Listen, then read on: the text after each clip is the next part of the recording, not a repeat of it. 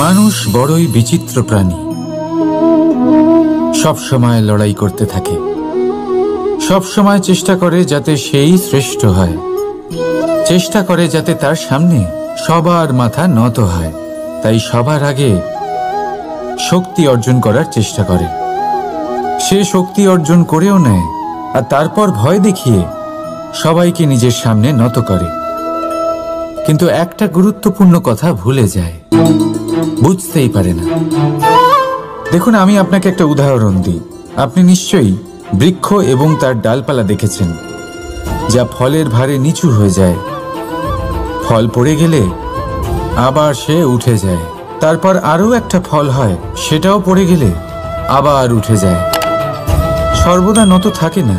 কখনো হাঁটতে গিয়ে আপনি নিশ্চয়ই দেখে থাকবেন যে আপনার পা কোনো ফুলের ওপরে পড়লে তা নত হয়ে যায়, কিন্তু যেই আপনি পা সরাবেন সেই ফুল আবার উঠে দাঁড়ায়।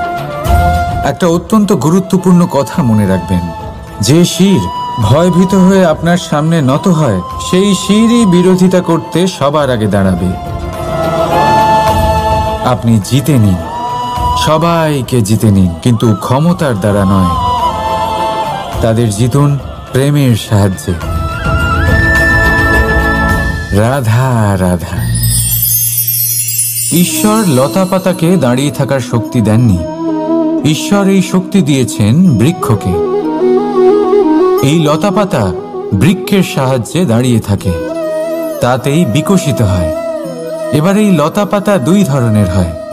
প্রথম সে যে এই বৃক্ষতে বিকশিত হয়, ফুল ফুটিয়ে তোলে, নিজেকেও সুন্দর বানায়, বৃক্ষকেও সুন্দর বানিয়ে তোলে।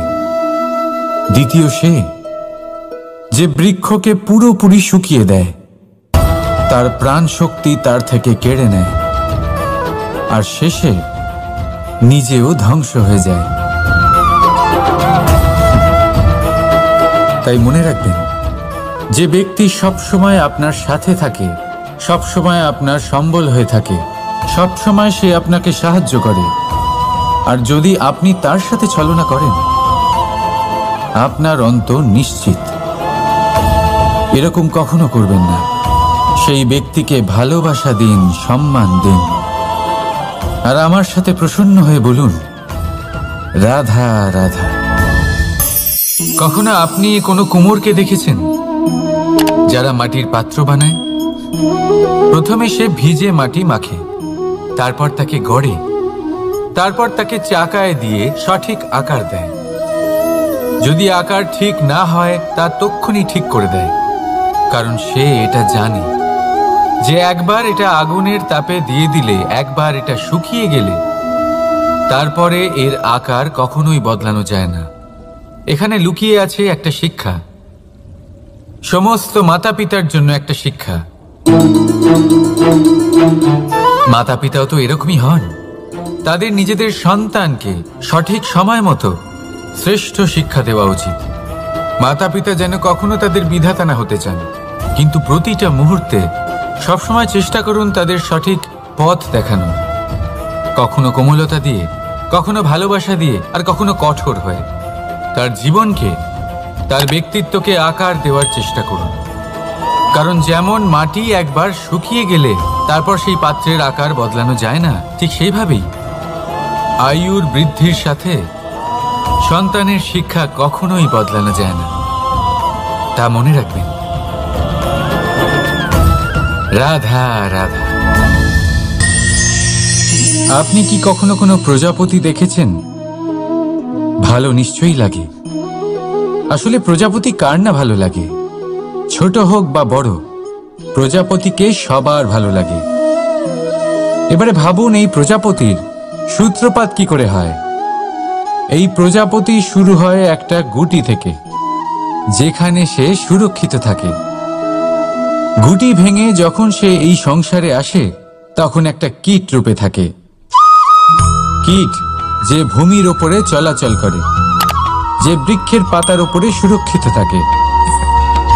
তারপরে তার মধ্যে আসে আরো একটা পরিবর্তন, তার ডানা গজায়। তখনই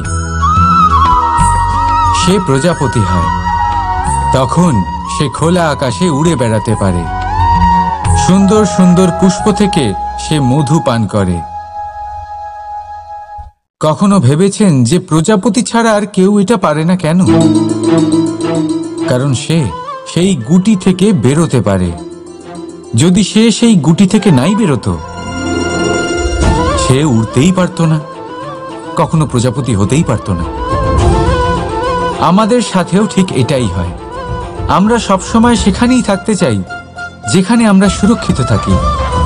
সেই সুরক্ষা চক্রেই আমরা থাকতে চাই, কিন্তু এই বিকাশ সুরক্ষা সীমা পার হওয়ার পরেই অর্জন করা যায়। তাই যদি আপনি জীবনে বড় কিছু করতে চান, মহান কাজ করতে চান, নিজের ব্যক্তিত্ব তৈরি করতে চান, তাহলে এই সুরক্ষা চক্র ভুলে যান।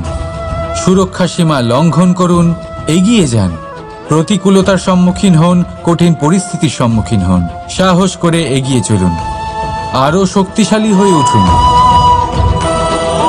তবেই আপনি জীবনে কিছু করতে পারবেন, তবেই আপনার ডানা গজাবে, আর তবেই আপনি এই সুন্দর আকাশে উড়ে বেড়াতে পারবেন। রাধা রাধা। আমাদের কোনো স্থানে পৌঁছতে গেলে একটা মাধ্যমের প্রয়োজন হয়। কিছু মানুষ এই মাধ্যমকে রাস্তা বলে, কেউ পথ বলে, আবার কেউ বলে সরণি। মানুষ নিজের লক্ষ্যে পৌঁছানোর জন্য এই পথেরই খোঁজে থাকে, কিন্তু মানুষ একটা কথা বুঝতে পারে না, যে এই পথে এগোতে গেলে এই পথকে পিছনে ঠেলাও অত্যন্ত প্রয়োজন। যদি এটা করার ক্ষমতা আপনার না থাকে, তাহলে আপনার পথ আপনাকে লক্ষ্যে পৌঁছতে দেবে না। দ্বিতীয় কথা,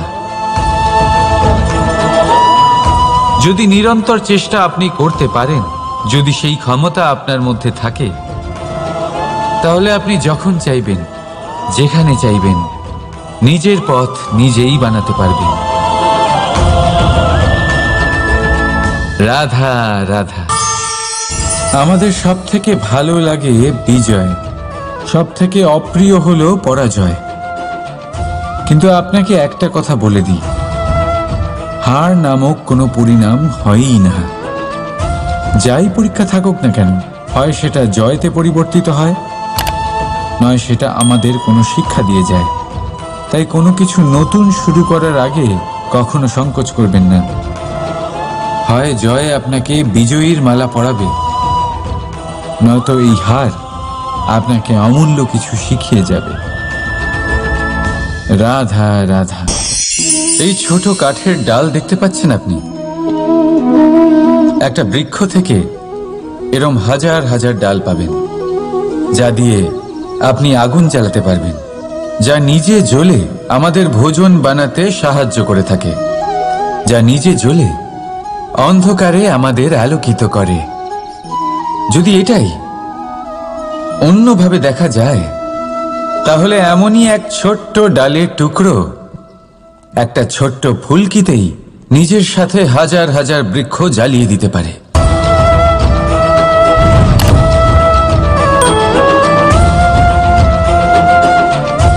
পার্থক্য কোথায়? পার্থক্য হলো শুধু দৃষ্টিভঙ্গিতে, মানসিকতায়। যদি এই মন শীতল রাখেন, শান্ত রাখেন, তাহলে অসংখ্য মানুষের জীবন আলোকিত করবেন। যদি ক্রোধ আর অহংকারের আগুনে জ্বলতে থাকেন, তাহলে শুধুমাত্র বিনাশ করবেন। সিদ্ধান্ত আপনার। রাধা রাধা। আজ বিজয়া দশমী, সেই দিন যবে শ্রীরাম রাবণকে বধ করেছিলেন। এ হলো সেই দিন যেদিন শ্রীরাম লঙ্কা জয় করেছিলেন। লোকে বলে এটা খারাপের বিরুদ্ধে ভালোর জয়ের প্রতীক। এটাকে দেখার আরো একটা দিক আছে। আগে হ্যাঁ, এটা ভালোবাসার জয়ের প্রতীক, এটা পরিবারের জয়ের প্রতীক। আপনি তো নিশ্চয়ই জানেন যে রাবণ মহাজ্ঞানী ছিল, মহা শক্তিশালী ছিল, মহাদেবের পরম ভক্ত ছিল রাবণ। এবার যে ব্যক্তি কৈলাস পর্বত তুলতে পারত, সেই ব্যক্তি নিজে এক কাটা বৃক্ষের মতো শ্রী রামের চরণে পড়েছিল। কেন? কারণ রামের সাথে লক্ষণ ছিল। কিন্তু ওদিকে রাবণের সাথে বিভীষণ ছিল না। একদিকে এক পরিবারের মধ্যে ভালোবাসা ছিল, কিন্তু অপরদিকে আর এক পরিবারের মধ্যে দূরত্ব বাড়ছিল। তাই মনে রাখবেন, যদি সংসারের ওপরে বিজয় লাভ করতে হয় তাহলে সর্বপ্রথম পরিবারের মধ্যে ভালোবাসা বজায় রাখতে হবে। পরিবারের মধ্যে ভালোবাসা বাড়ান, দূরত্ব নয়। আপনি সব সময় সুখী থাকবেন আর জীবনের সমস্ত বাধা আপনি অতিক্রম করবেন। রাধা রাধা। আপনি কি কখনো শুনেছেন হরিণ সিংহের থেকে পালানোর বদলে তার সাথে লড়াই করেছে? হরিণ সিংহকে আক্রমণ করেছে, কখনো শুনেছেন? কখনো না। কিন্তু এরকম হতেই পারে, এরকম হয়েই থাকে। আর এটা তখনই হয় যখন হরিণের শাবক বিপদে পড়ে। যখন তার সিংহের কবলে পড়ার ভয় থাকে, তখন হরিণীও এসে সিংহের সাথে লড়াই করতে থাকে। কারণ সে একজন মা, আর মা তার সন্তানের জন্য সবকিছু করতে পারে। এ হলো মায়ের স্নেহ, যেটা যত নরম হতে পারে ঠিক ততটাই কঠোরও হতে পারে।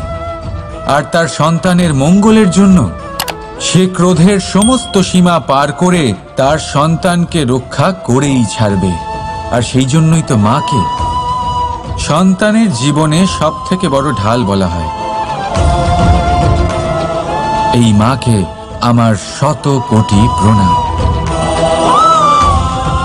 রাধা রাধা। কামবোধ, এটাই আপনার অন্তরের প্রথম শত্রু। বেশিরভাগ মানুষই কামবোধ বলতে লালসা বোঝেন, কিন্তু এটা সম্পূর্ণ সত্য নয়। কামের আসল অর্থ হল কামনা। এটা খুবই সহজ ব্যাপার। মনুষ্য শরীর থাকলে, মানুষের মন থাকলে এই কামনা অবশ্যই থাকবে। এবার এটাই দেখতে হবে যে এই কামনা নেতিবাচক কামনা নাকি ইতিবাচক কামনা। অন্য কারোর জিনিসে নজর দেওয়া, অন্য কোনো মানুষের উপর নজর দেওয়া, কোনো অনুচিত বস্তুর দিকে নজর দেওয়া, এই নেতিবাচক কামনা। আর এই দুষ্কামনা মানুষকে দিয়ে অপকর্ম করাবেই করাবে। তাই মনে রাখবেন, যে ব্যক্তি নিজের কামনাকে নিয়ন্ত্রণে রাখতে পারেন তিনি সঠিক পথেও থাকেন, সঠিক লক্ষ্যে পৌঁছতেও পারেন। যিনি কামনা নিয়ন্ত্রণে রাখতে পারেন না তিনি তার পথও হারিয়ে ফেলেন এবং লক্ষ্যচ্যুতও হন। তাই মনে রাখবেন, নিজের কামনাগুলিকে নিয়ন্ত্রণে রাখুন। কাম নামক এই শত্রুর ওপর বিজয় লাভ করুন। আর আমার সাথে ভালোবেসে বলুন, রাধা রাধা। হাস্য, হাসি জীবনে অত্যন্ত মূল্যবান হয়। কথায় আছে যে হাসি এবং হাস্য আমাদের জীবনে ওষুধের মতো কাজ করে, আমাদের সুস্থ রাখে, আমাদের জীবনের অনুভূতিগুলিকে আরও সুন্দর করে তোলে। কিন্তু প্রত্যেক ওষুধের মতোই এর সাথেও এটাই হয়। প্রত্যেক ওষুধ সঠিক সময়ে, সঠিক মাত্রায়, সঠিকভাবে গ্রহণ করতে হয়। যদি এরকম না হয় তাহলে এই ঔষধও শরীরের ক্ষতি করে দিতে পারে। এবার আপনি ভাবতে পারেন, হাসি থেকে কিভাবে ক্ষতি হতে পারে? আপনি যদি অন্য কারোর উপরে হাসেন তাহলে হয়তো তার মনে কষ্ট হতে পারে, তার অন্তরের মিত্র হয়তো শেষ হয়ে যেতে পারে, আর অন্তরের শত্রু জেগে উঠতে পারে।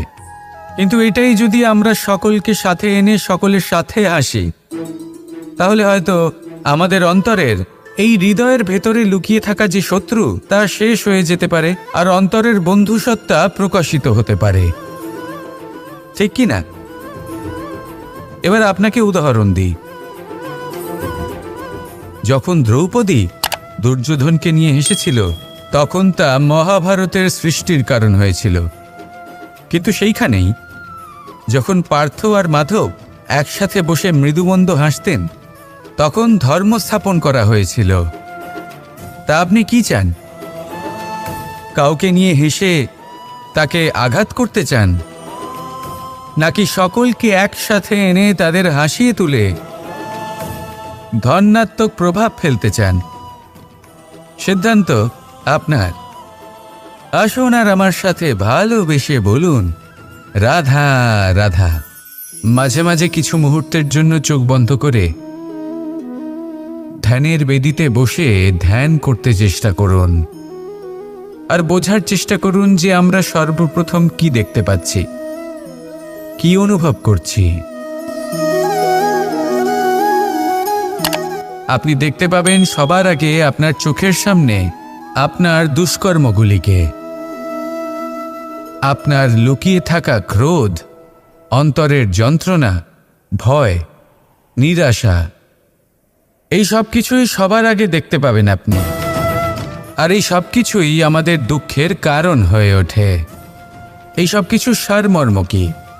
সারমর্ম শুধু একটাই, সেটা হলো এই যে আমাদের এই মন তা কিন্তু দুষ্কর্ম পছন্দই করে না। আমাদের এই মন একটা সুখময় জীবন যাপন করতে চায়, সৎকর্ম করতে চায়। তাই এটাই করুন, শুভ চিন্তা করুন, শুভ কর্ম করুন, ইতিবাচক মনোভাব নিয়ে জীবনে অগ্রসর হন। তারপর চোখ বন্ধ করে অন্তরে দেখতে থাকুন। দুঃখের আভাসই পাবেন না। এই মন প্রসন্নতা এবং প্রেমের দ্বারা পূর্ণ হবে এবং বারবার বলে উঠবে, রাধা রাধা। ছোটবেলা থেকেই আমি গরু চড়িয়ে অভ্যস্ত, সেই জন্য সকলে আমাকে গোপাল নামে ডাকত। কিন্তু গোপাল হয়ে আমি একটা অমূল্য শিক্ষা লাভ করেছি। আমি দেখেছি যে গৌশালাতে অনেক বাছুরের মধ্যে একটি গাই তার নিজের বাছুরকে অবশ্যই চিনে ফেলে। যেখানে সমস্ত বাছুর একই রকম দেখতে এবং প্রত্যেকের স্বরও সমান, তারপরেও সকল বাছুরের মধ্যে নিজের বাছুরকে ঠিক চিনতে পেরে যায় এবং তার সাথেই থাকে। ঠিক এইরকমই কিছুটা হয় আমাদের কর্ম এবং তার কর্মফল। আপনি সবার মাঝে থেকেও কোনো কর্ম যদি করেন, সেই কর্মফল সবার মধ্যে আপনাকে চিনে ফেলবে এবং আপনার সাথেই থাকবে। তাই যখনই কর্ম করবেন ভেবে চিন্তে করবেন। কোনো কর্ম করার আগে একবার ভেবে দেখুন, তাহলে জীবনে বারংবার অনুতপ্ত হতে হবে না। কারণ বিষয়টা কিছুটা এরকম যে এই সংসারে আপনি কাল, কর্মফল এবং সময়, এই তিনের হাত থেকে কখনো লুকোতে পারবেন না, কখনো পালাতেও পারবেন না। আসুন আমার সাথে ভালোবেসে বলুন, রাধা রাধা। আভূষণ। কার না ভালো লাগে এই আভূষণ? আমরা পরিশ্রম করি, ধন অর্জন করি আর আভূষণ কিনে থাকি, কখনো নিজের জন্য, কখনো বা তাদের জন্য যাকে আমরা ভালোবাসি, বা তাদের জন্য যাকে আমরা সম্মান করি। হয়তো সেই জন্যই সীতা চূড়ামণি ধারণ করেছিলেন এবং আমি সামন্তকমণি। কিন্তু এটাই কি সেই প্রকৃত আভূষণ যা আপনার মূল্য বৃদ্ধি করে? না। শ্রীরামের আভূষণ হল ওনার নম্র ভদ্র ব্যবহার। মাতা সীতার আভূষণ হল ওনার সততা, ওনার নিষ্ঠা, ওনার ত্যাগ। অর্জুনের আভূষণ ছিল ওনার একাগ্রতা। রাধার আভূষণ ওনার প্রেম। এই আভূষণ কোথাও নেই, আপনার মনে আছে। যদি আপনার মনে মিষ্টতা থাকে, তা শান্ত হয়, তাতে সততা থাকে, নিষ্ঠা থাকে এবং প্রেম থাকে, তাহলে আপনার অন্য আর কোনো আভূষণের কোনো প্রয়োজন নেই। আপনি যতই ভিড়ের মাঝে থাকুন, আপনার ঔজ্জ্বল্য চোখে পড়বে। আসুন আর আমার সাথে ভালোবেসে বলুন, রাধা রাধা। সুখ এবং দুঃখ, এই দুই হলো আমাদের জীবনের অবশ্যম্ভাবী এবং গুরুত্বপূর্ণ অঙ্গ। আমাদের সকলের জীবনে কখনো সুখও আসে, আবার কখনো দুঃখও আসে। আমরা সবসময় ভাবি আমরা কিভাবে সুখ লাভ করব, কিভাবে আমরা দুঃখ থেকে দূরে থাকতে পারি। আর এই জীবনে যা কিছুই ঘটুক না কেন, সেই সব কিছু আমরা সুখ এবং দুঃখের মাপদণ্ডে মেপে থাকি। এবার এখানে একটা ছোট্ট বিষয় আছে। এটা ভেবে দেখতে হবে যে কে আসলে সুখী ব্যক্তি। সুখী ব্যক্তি হলেন তিনি যিনি নিজের জীবনে নিজের কর্মের বিশ্লেষণ করে থাকেন, সেই বুঝে পদক্ষেপ নেন। উনি কি করতে চলেছেন সেটা উনি জানেন। আর যদি ওনার কোনো দোষ থাকে বা ভুল থাকে, তাহলে সেগুলো শুধরে নিয়ে এগিয়ে চলেন। সেই জন্য উনি সুখী হন। অন্যদিকে যে ব্যক্তি দুঃখী, তিনি কি করেন? তিনি নিজের ওপর নয়, অন্যের ওপর নিজের নজর রাখেন যে তিনি কি করছেন, কিভাবে কর্ম করছেন, ওনারা অন্যের নিন্দা করেন, অন্যের সাফল্য দেখে ঈর্ষা করেন, ক্রুদ্ধ হয়ে যান, ওনাদের বাধা দিতে চেষ্টা করেন। সেই জন্যই তো ওনারা দুঃখী হন। এই সংসারে এমন অনেক ব্যক্তি আছেন যারা এই কারণে দুঃখী নন যে তাদের জীবনে দুঃখ আছে। তারা এই কারণে দুঃখ পান কারণ অন্যের জীবন অনেক বেশি সুখের। দেখুন, শেষ পর্যন্ত আপনাকে নিজের কর্মের প্রতি মনোসংযোগ করতেই হবে, অন্যের প্রতি নয়। কারণ আপনার জীবনে আপনার কর্ম হলো এমন একটা জিনিস যা আপনার নিয়ন্ত্রণে আছে। নিরন্তর চেষ্টা করতে থাকুন, নিজের কর্মকে বুঝতে শিখুন, শুধরে নিন, নিজেকে শ্রেষ্ঠ করে তুলুন। তখন সাফল্য নিজে থেকে আপনার কাছে আসবে, আর এই মন প্রসন্ন হয়ে বলবে, রাধা রাধা। প্রেমের পরিভাষা আসলে কি? ভিন্ন ভিন্ন ধরনের ব্যক্তি, ভিন্ন ভিন্ন ধরনের প্রেমী, আলোচক বিভিন্ন ধরনের পরিভাষা প্রদান করেন এই প্রেম নিয়ে। কিন্তু প্রত্যেকের মনে কখনো কখনো এই প্রশ্ন এসেছে, এই ভালোবাসা আসলে কি?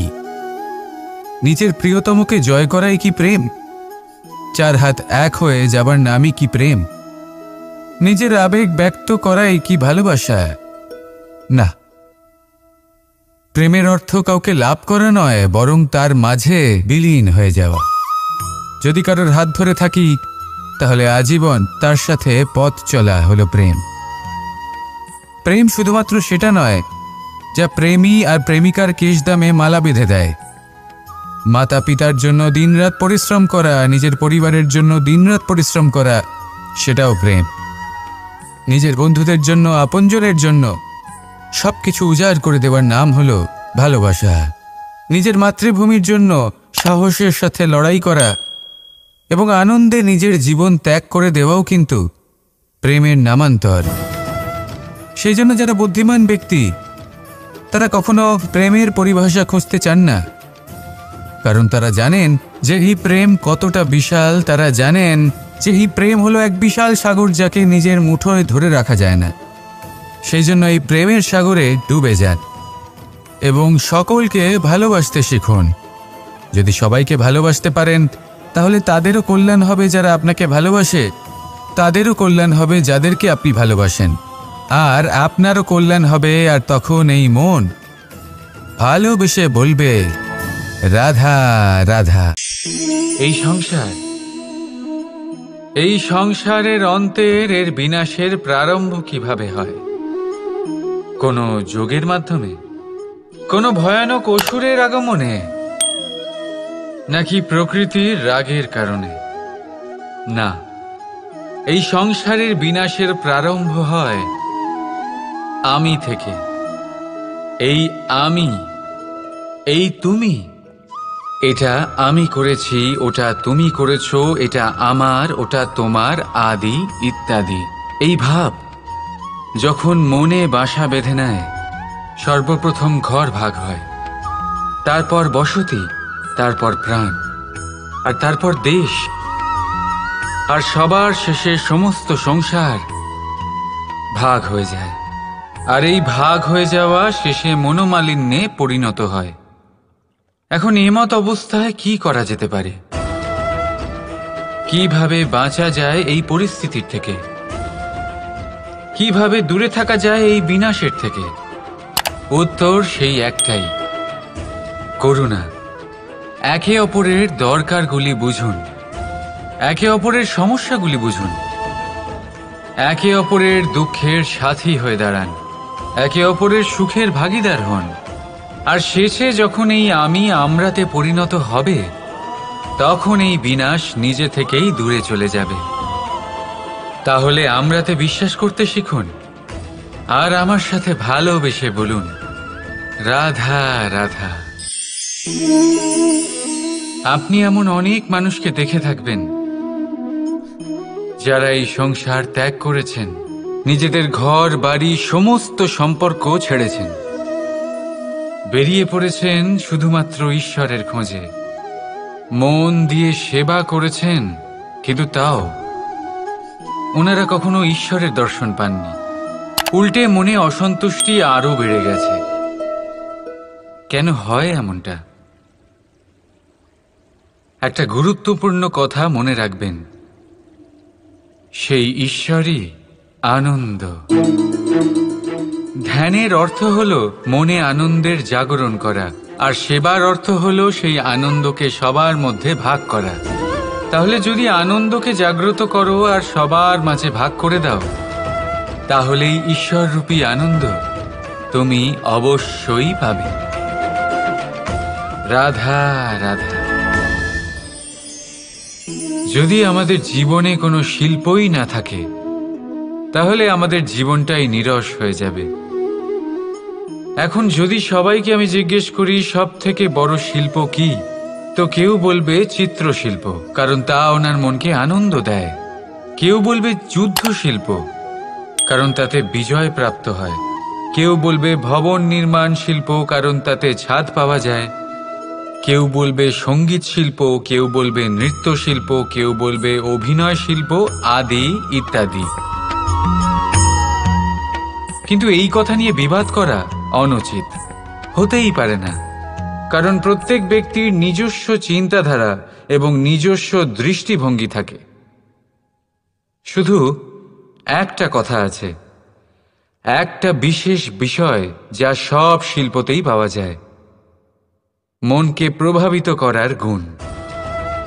তো সব থেকে বড় শিল্প সেটা যা মনকে প্রভাবিত করে, আর সব থেকে বড় শিল্পী সে যে অন্যের মনে প্রবেশ করে। যার কাছে এই গুণ আছে সে সব থেকে বড় শিল্পী হবেন। যদি এই সংসার রঙ্গমঞ্চ হয়, তাহলে আমরা এই রঙ্গমঞ্চের শিল্পী। আর এখানেও সব থেকে বড় শিল্পী সেই হবে যে অন্যের মনে প্রবেশ করে সেখানে ঘর বাঁধতে পারে। আর এই মন অবধি পৌঁছনোর সিঁড়ি হল 2.5 অক্ষরের শব্দ, প্রেম। তাহলে প্রেম করতে থাকুন, প্রভাব বিস্তার করুন। রাধা রাধা। সূর্য আর চন্দ্র দুজনেই আকাশের অমিত চিহ্ন, দুজনেই প্রকাশ বিস্তার করে, কিন্তু সবসময় দুজনের তুলনা করা হয়। কে অধিক শীতল আর কে অধিক তীব্র, কে অধিক তেজবান আর কে অধিক শান্তিপ্রিয়। এবার এই তুলনা করা কি উচিত কাজ? কখনোই না, কারণ এই দুজনেই যতই প্রকাশপুঞ্জ হোক, কিন্তু এই দুজনেই ভিন্ন। দুজনেরই নিজের নিজের মাহাত্ম্য আছে, আর দুজনেরই নিজস্ব সময় আছে আলোকিত হওয়ার। তাই এদের তুলনা করা অনুচিত। ঠিক সেইভাবেই আমাদের জীবনেও তুলনা করা অনুচিত হবে। নিজের তুলনা অন্য কারোর সাথে কখনো করবেন না, আর যদি অন্য কেউ আপনার তুলনা অন্য কারোর সাথে করে, তাতে মন দেবেন না। কারণ এই তুলনা থেকে নিজেকে হীন ভেবে নেওয়া আপনার জন্য ক্ষতিকর। এটা আপনার জন্য লাভজনক নয়। শুধু চেষ্টা করতে থাকুন, নিজেকে বিস্তার করতে থাকুন, আর অপেক্ষা করুন সঠিক সময়ে। কারণ সঠিক সময় আসলে আপনি নিজের গুণ, নিজের দক্ষতা অবশ্যই দেখাতে পারবেন। রাধা রাধা। জীবনে সবাই মহান হতে চায়, সবাই বড় হতে চায়, কিন্তু বড় হয় কিভাবে?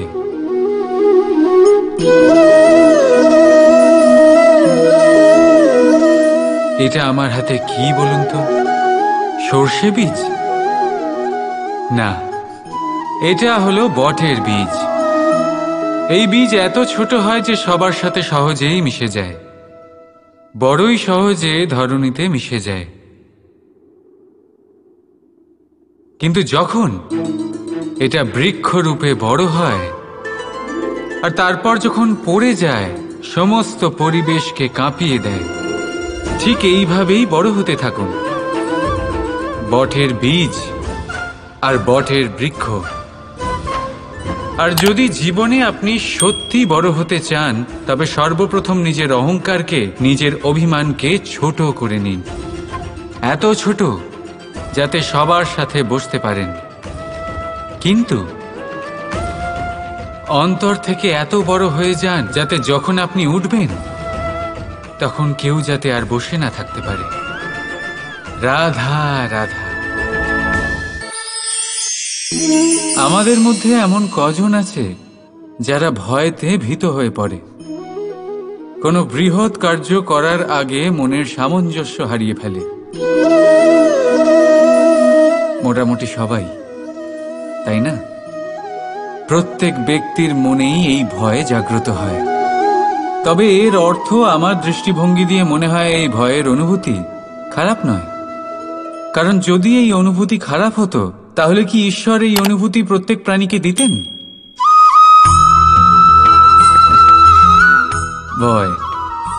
ভয়ের এই অনুভূতি আমাদের জন্য ভালো, অত্যন্ত আবশ্যক। মনে রাখবেন, যে কোনো কার্য করার আগে যদি মনে ভয় উৎপন্ন হয়, তাহলে এর অর্থ এই যে ওই কার্য করার সময় অনেক সংকটের সম্মুখীন আমাদের হতে হবে। আর সেই সংকটের সম্মুখীন হওয়ার জন্য আমাদের অত্যন্ত সাহসী হতে হবে। শুধুমাত্র এই কথা মনে রাখবেন, মনে সাহস জুগিয়ে এগিয়ে চলুন এই ভয়ের যাত্রাতে। কারণ এই ভয়ই আপনাকে আপনার লক্ষ্যে পৌঁছতে প্রেরণা যোগাবে, আপনাকে শক্তি প্রদান করবে। তাই এই ভয়ের দ্বারা ভয়ভীত হবেন না, এই ভয়কে জয় করুন। আর আমার সাথে ভালোবেসে বলুন, রাধা রাধা।